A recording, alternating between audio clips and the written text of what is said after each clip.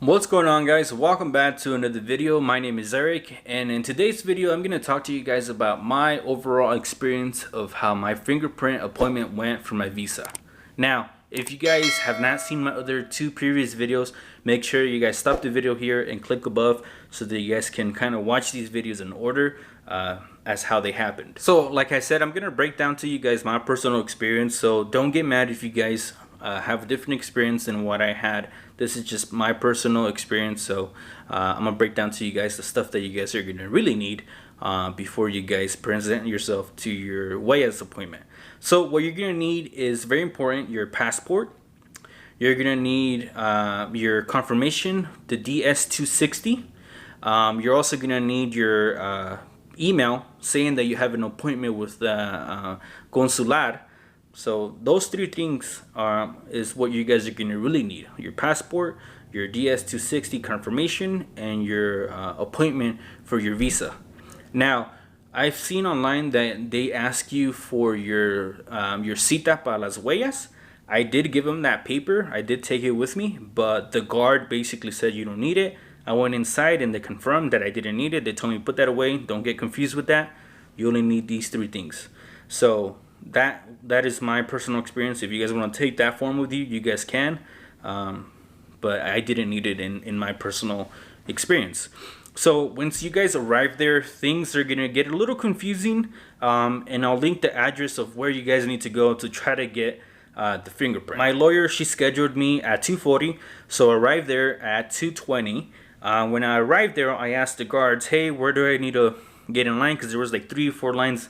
So I asked the guard, and he basically said, just wait for your time, and then they're gonna basically call your time to go inside the building. So my appointment was at 2:40. I didn't get called back until like 2:35. But there is 3 lines. There was a 2:10 appointment line, there was a 2:20 appointment, a 2:30, and a 2:40, and a 2:50. So it went by 20s and 10s for some reason. So if you guys have an appointment, like let's say at 3, and you guys think, oh, I'm gonna get there at 1 o'clock to get called back right away, it's not gonna work. They're gonna only call you by your appointment time. So if you guys want to get there 30 minutes before, that's fine, but try not to go more than 2 hours prior to your appointment, because they're not gonna let you in. So once you're there waiting in line, try to get your documents ready like I mentioned.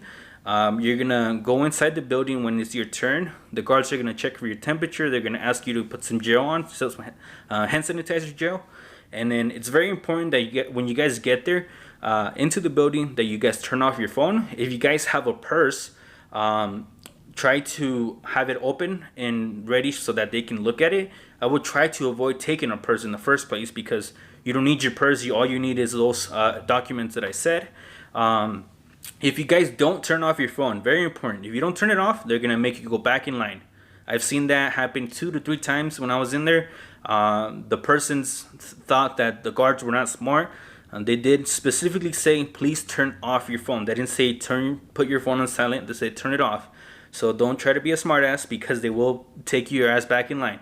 Also, if you guys don't have your information ready, they're gonna make you go outside and get the information that is needed, because things are moving very fast in there, and people take a lot of time trying to figure out what is needed.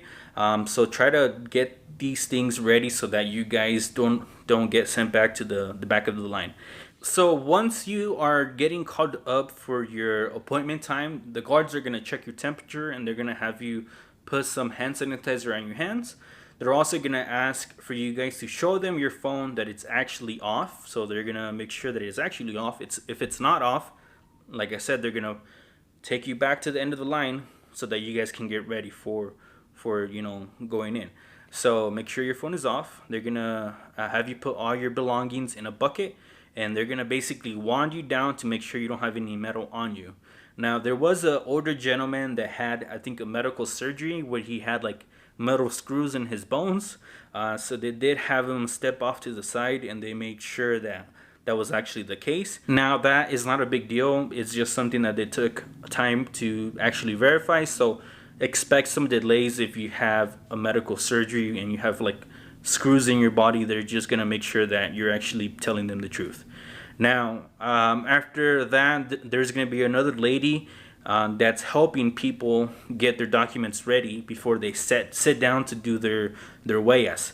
So this lady is gonna be very useful. She's gonna ask for your documents. She's gonna take your passport, like I said, the confirmation of the S260, and also your cita at the consular. She's gonna ask for those 3 things. If you guys give them any more information, she's just gonna basically hand it back to you and say, put that away. It's gonna get people confused. So just try to do what they tell you to do. Don't try to argue with them, because they really don't have patience to go back and forth with you. That's something that I've noticed. Whatever they say, just do it and don't argue. Once you're done with that lady, she's gonna have you get in line and you're gonna wait for your turn. Once your turn is up, they're gonna ask for that information that lady prepared for you. So your passport, your copy or your confirmation of the DS260, and then your cita at the consular. So you're gonna sit down and you're gonna give them that information. The guy that's taking your Huellas is gonna ask you to verify your name. He's gonna have you do a picture. So if you have glasses in the face cover, he's gonna ask you to remove it, set it off to the side, and then he's gonna take that picture. After that, he's gonna do some fingerprints. So the first fingerprints are of your 4, I think these 4 fingers, if I'm not mistaken. I don't know if it was like this or like this. It was either like this or like this, where they took a picture or a fingerprint of these 4 fingers. And then after that, they also did my thumbs. So left and right hand is gonna be the same. So 4 fingers left and right, and then your 2 thumbs you're gonna do. After you do that, he's gonna take your passport. He's gonna put a sticker behind your passport and a paper saying what you need to do after you get your visa. Your lawyer should have already designated an address where your visa is gonna get shipped to. For my particular case, my visa is already gonna go to the same spot where I had my fingerprints. So that's something that you guys should try to do to avoid any delays. I've seen videos out there that some people can wait up to 3 weeks because they put another address, like a relative or another address that's not there, so that can delay things. So I'm hoping that by setting that address, it doesn't take more than a week. So I did ask the guard where I had to go to pick up my visa. For me, since I selected that address where I get my Huellas, he said just come back here, ask the guard or tell the guard that you're here to pick up your visa. He's gonna ask you to verify your confirmation pin, basically saying your visa has been approved. But for that, I think I'm gonna make another video so that you guys can see what you guys need to do. But that's pretty much it. Once you're done doing that, he's gonna have you, head out on your way. It literally took less than maybe an hour, including wait time. So it's not a very, very difficult thing to do. So at this point, I pretty much have all my documents ready, and basically all I need to do is wait for my interview appointment, which I have coming up. And from what I've heard, it's going to be 2 separate days that I need to go and provide information. The second day is when I'm actually going to have my sit-down interview. So like I said, I'm going to probably make another video kind of just wrapping up this series so that you guys can get the whole experience, at least my experience, of how everything went. If you guys did like this video, make sure to give it a thumbs up. Make sure to watch those other videos if you guys have not done so already. And I'll see you guys on the next one. Peace out.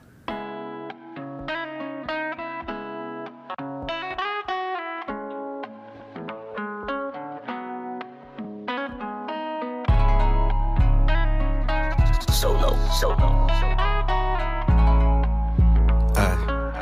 Look,